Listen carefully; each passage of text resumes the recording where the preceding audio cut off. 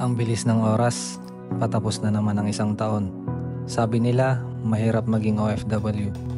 Malayo sa pamilya. Lalo sa mga panahong importante gaya ng Pasko. Pag may problema, sa sarilihin. Kasi wala kang aasahan kundi sarili mo. Pag kinamusta ka, ang madalas na sagot,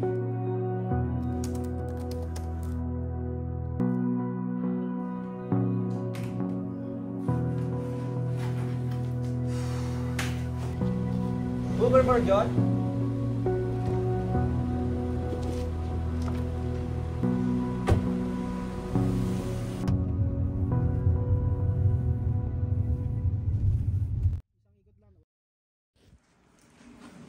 Boss, si JM pala, bagong employee natin. Masipag ka ba? Yes, sir. Willing Yes, to sir. learn. Yes, sir. Galingan mo ha. Yes, sir. Thank you, sir. Good, good, good.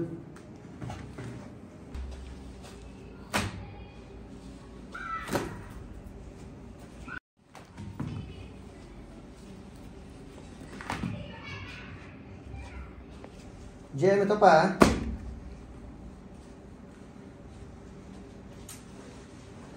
JM, additional work. Kaya na ha.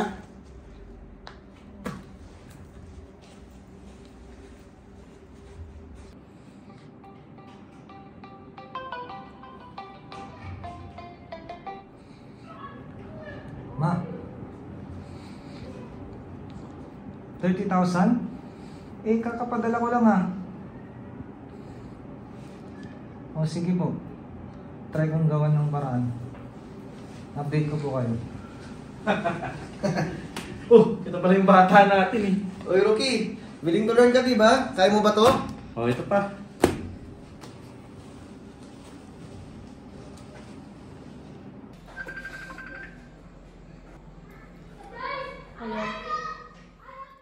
Biyag? Oh, Pwede ba akong manghiram? bakit? Kailangan ko na magpadala sa Pinas. Oh, sige, okay lang. Pero tipid-tipid tayo, Thank you. Thank you. Sige. Bye.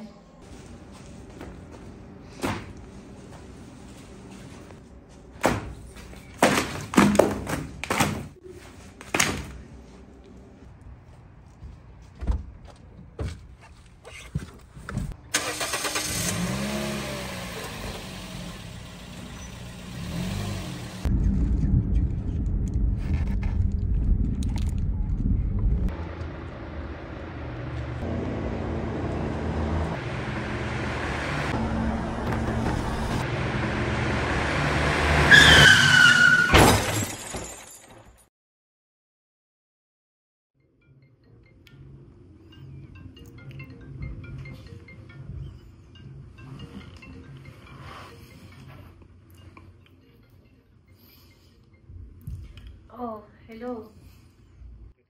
Ano nangyari? Nabangga ako eh. Ano na bangga? Ano nangyari yun? Anong total wreck? Naku naman, JM! Ang dami-dami problema tapos sinalo mo pa yan. Diyos ko naman, JM! Ano nang gagawin natin? Hindi pa yan fully paid. Paano na yan?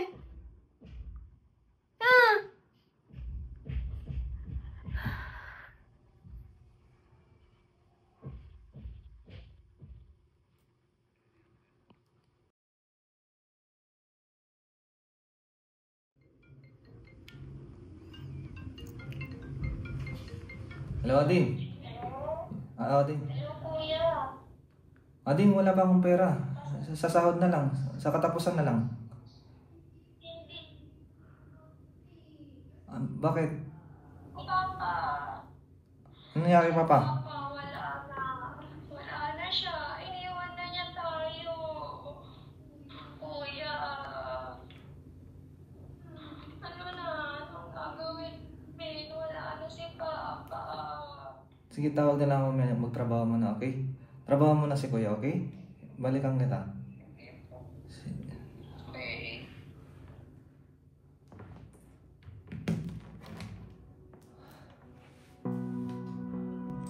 mahirap maging OFW.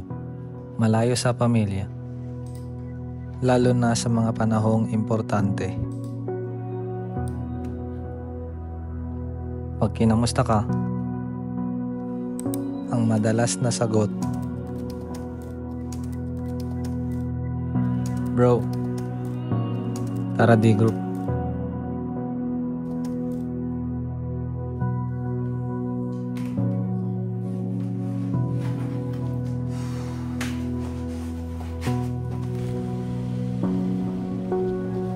Uber for John?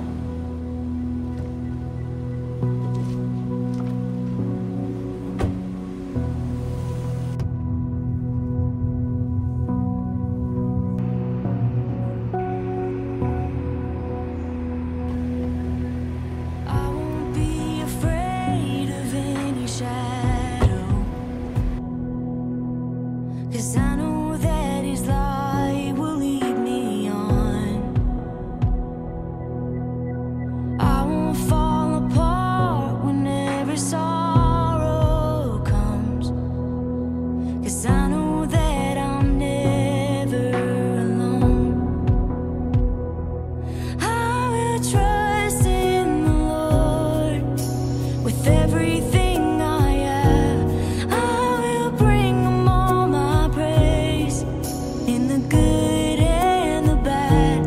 I will worship in the waiting, when I cannot see the end.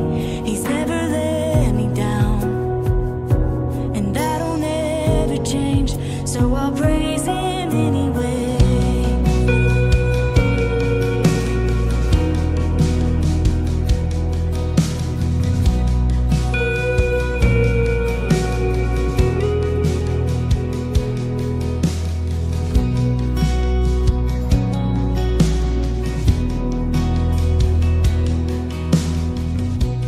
Minsan, mapapatanong ka sa Panginoon kung bakit may mga pangyayaring hindi natin inaasahan. Bibigyan niya tayo ng mga challenges na alam niyang kaya nating lampasan dahil hindi natin kontrolado ang ating buhay. But God is always in control. Ang kailangan natin ay strong and true relationship kay God. Guys, sorry late kami ha. Si ate at kuya nga pala, na-encourage namin mag-join ng couples D group natin. At kung tayo man ay mahihirapan, magpapadala siya ng mga anak niya na handang tumulong.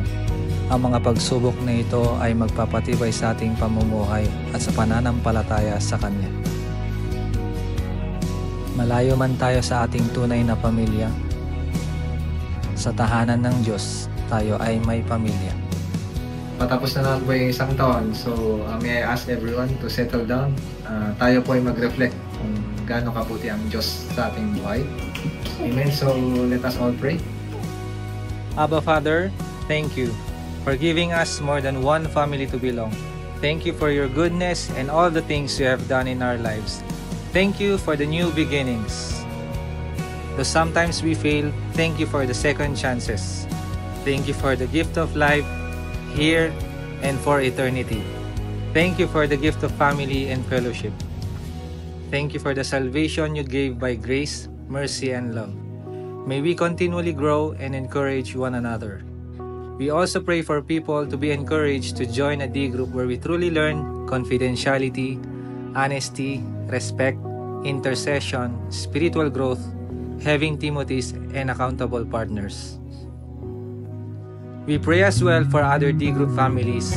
We praise you for the lives of these faithful, available, committed, teachable people who obey the Great Commission.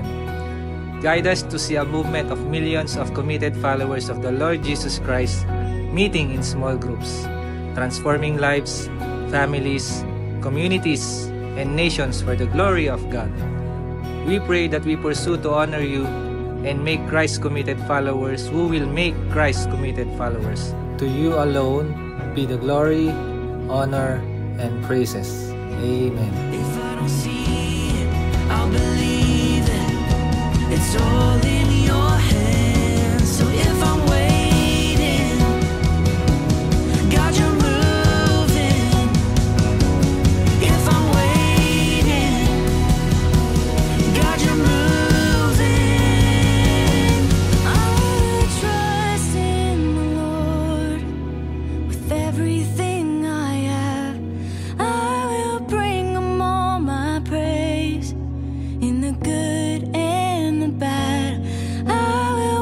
worshiping